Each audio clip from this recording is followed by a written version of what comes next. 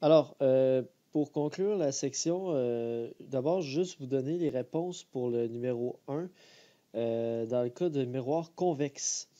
Donc, si on utilise dans la situation avec les miroirs convexes,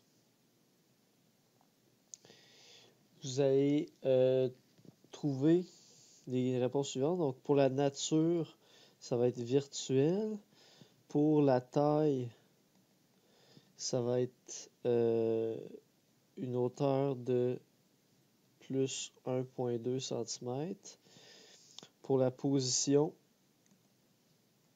vous allez trouver Q égale moins 2,4 cm.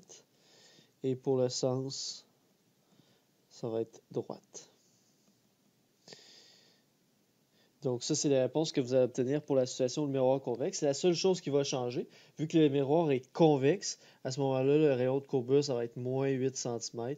Donc la différence focale va être moins 4 cm. Puis le reste du problème, ça va être la même démarche.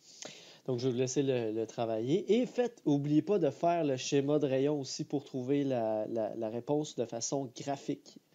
Et vérifier que vos réponses graphiques et votre réponse algébrique concordent. Voilà. Alors, maintenant, attaquons-nous. Je vais terminer en faisant le numéro 2.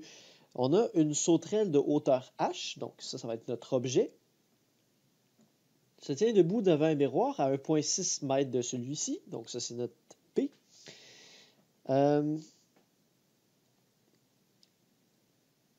L'image de la sauterelle produite par le miroir a la même orientation que la sauterelle, donc l'image est droite. Et la hauteur de cette image est de 0,2 h. Donc, autrement dit, ça veut dire la hauteur de la sauterelle, c'est h, l'image 0,2 h. Ça veut dire que la sauterelle, l'image est 5 fois plus petite. 20% de la hauteur de la sauterelle, donc 5 fois plus petite. Question A, l'image est-elle réelle ou virtuelle? Ici, ce qu'il faut voir, c'est que l'image, on nous spécifie que l'image est droite. Donc, vu que l'image est droite, il y a deux situations où on a vu des images droites. Si on regarde toutes les situations, les tracés de rayons qu'on a fait. On avait un cas où on avait une image droite avec les miroirs concaves. C'était l'effet miroir grossissant. Mais justement, ce qui arrivait avec le miroir grossissant, c'est que l'image est agrandie. Donc, si on réussit à avoir une image droite avec un miroir concave, l'image doit forcément être agrandie. Mais ici, l'image, elle n'est pas agrandie, elle est réduite, parce que la taille est 20% de la hauteur de l'objet. Donc, on exclut cette possibilité-là. Donc, il reste juste l'autre possibilité d'avoir une image droite, c'était avec un miroir convexe. Donc,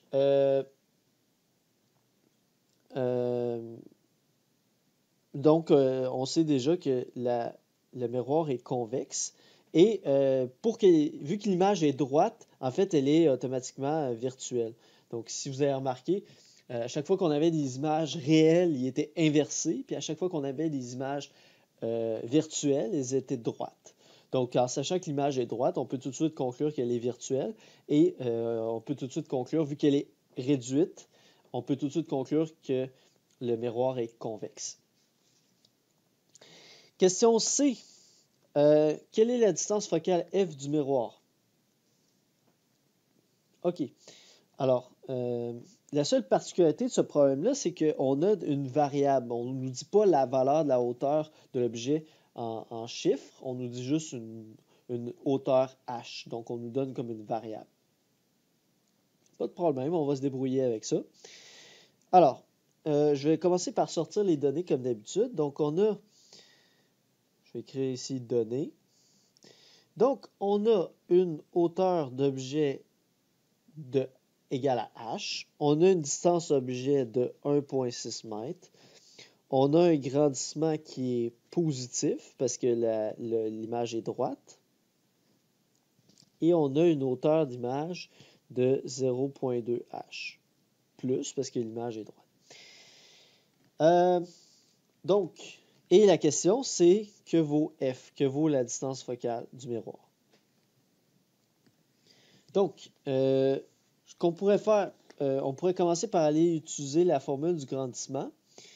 Donc, hauteur image sur hauteur objet égale moins Q sur P.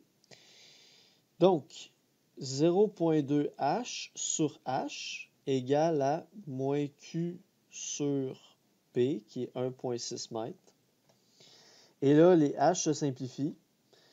Alors là, ça va nous permettre d'aller isoler directement Q, qui va être égal à moins 0.32 mètres. Voyez-vous que je mets les unités, quand je mets les équations, c'est important de mettre les unités de toutes vos données et évidemment de vos réponses aussi. Et finalement, il reste à aller chercher la longueur focale. Donc, F va être égal à 1 sur P plus 1 sur Q à la moins 1. Donc, si on fait ce calcul-là, on va obtenir moins 0.4 mètres. Ou si vous préférez, moins 40 cm. Donc, ça, c'est la réponse. Donc, c'était pas sorcier, en fait, comme problème. C'est la seule chose qui pouvait nous déstabiliser, peut-être, c'était le fait que la hauteur de l'objet n'était pas donnée numériquement. Mais finalement, ce problème-là n'en est pas vraiment un, parce que de toute façon, quand on l'applique dans l'équation du grandissement, la hauteur se simplifie automatiquement ici, fait que ça ne génère aucun problème. On peut faire une petite vérification rapide, parce que tantôt, on a déduit que l'image était virtuelle, et effectivement, on obtient un Q négatif, donc ça fonctionne, ça concorde.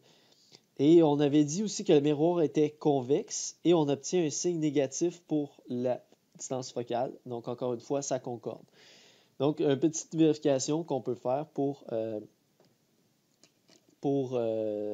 se vérifier. Je vais maintenant vous laisser terminer les exercices de cette série-là. Donc, l'exercice numéro 3. Et ensuite, vous avez l'exercice 4, 5, 6, 7. Et même 8 et 9. Donc, la question 8, vous avez les réponses ici qui apparaissent.